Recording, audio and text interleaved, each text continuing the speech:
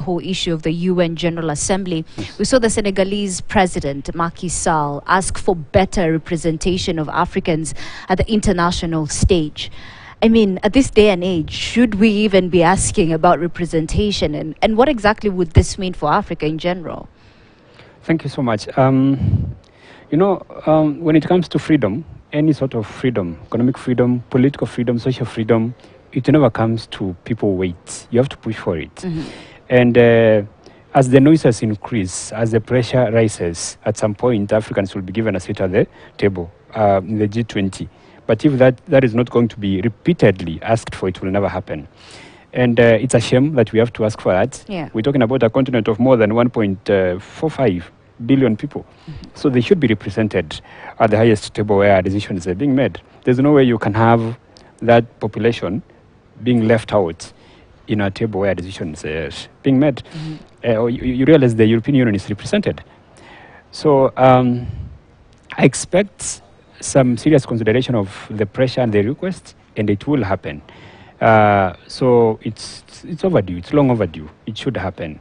Now, if that happens, then it means when serious discussions about global issues are held, there will be someone on that table talking about African issues. Yeah. Yes, we don't have to have someone mentioning our issues. You know, we don't have to lobby guys to, you know, as we go inside there, talk about us. No, there should be someone who looks like us, understands our problems, who can talk on behalf of Africans. So it's only right that they keep on pushing for that, and it should happen as quickly as possible. Okay. Yes. All right. Away from that, just on Monday, we saw the British Queen Elizabeth, Yes.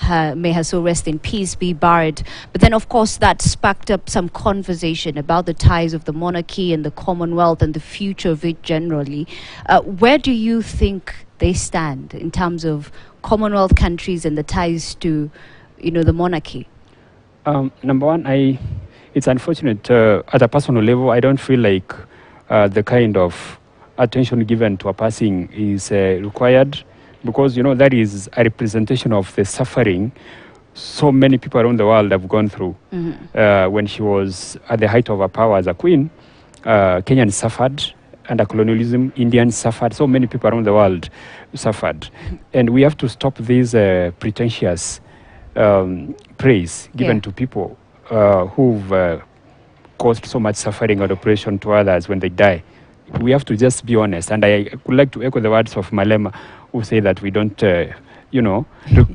appreciate or celebrate the life of the Queen. So if she wanted to be remembered as a good person, then she should have advocated for freedom of all these countries that were colonized by the British. It shouldn't have happened in the first place. Yeah. So I'm not God, of course, and wherever she was, the case is between her and her God. Yeah. Now, for the future. Yeah, for the her passing, obviously, for us as Kenyans, that is the end of an era of pain, suffering, loss. If you talk to the remnants of the descendants of the Mau Mau who were killed, tortured, who had their mothers and grandmothers raped, it's a way, it's some kind of closure. A representation of that kind of suffering has gone. Okay? And from even within Britain itself, we have people calling for the dissolution of the monarch, okay? Because, that kind of leadership is outdated. And if you ask me, I'll say it should be dissolved. It should be done with. Let countries have their own, systems. Let countries be having their own freedom. Let them have their own leadership. Just like I think Australians are planning to have a referendum so they can pull out of that. Yeah. It should be like that. Even Jamaica, if I'm not wrong. Yes. Okay, so according to you, they have outlived. Yeah, it's their usefulness. Okay. Yeah. Okay. And even in Britain itself, apart from gobbling so much money from the taxpayers, I don't think it has any kind of significance, because leadership is from the Prime Minister. Okay, so that ceremonial job of the crown should not be there. Okay. In fact, in any case, we get fodder for tabloids, a lot of gossip and. They do have plenty of that. Yes. Okay, moving on. And earlier on, you had talked about the issue of preparedness. Ebola is right next door. Yes. Of course, the majority of Kenyans are equally sort of nervous. Yes. When you talk about preparedness, and you know, earlier on you sort of compared it to COVID-19, how best can we better our preparedness in such times? Ebola is scary, number one, because of the closeness. Yeah. You know, there's no difference between Ugandans and Kenyans. They're all over our streets here, and our people go to Uganda, they go to Tanzania, they go to Rwanda to do business. And as Kenyans, we are very aggressive. That is how we survive. We don't have much. So we are not going to stop the movement, because that is our way of life. So there are a couple of things the president can do when he comes back to make sure Kenyans are safe.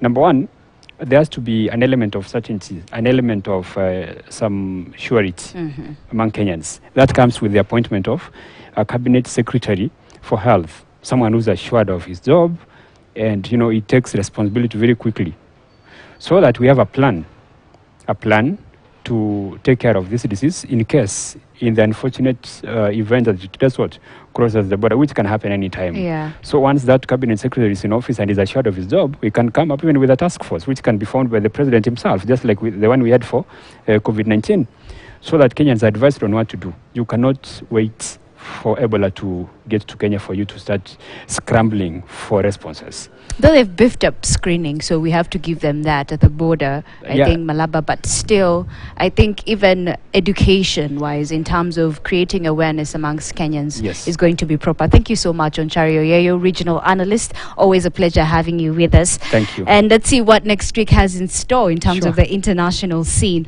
Now, a new mobile phone designed and assembled in Ivory Coast is helping illiterate users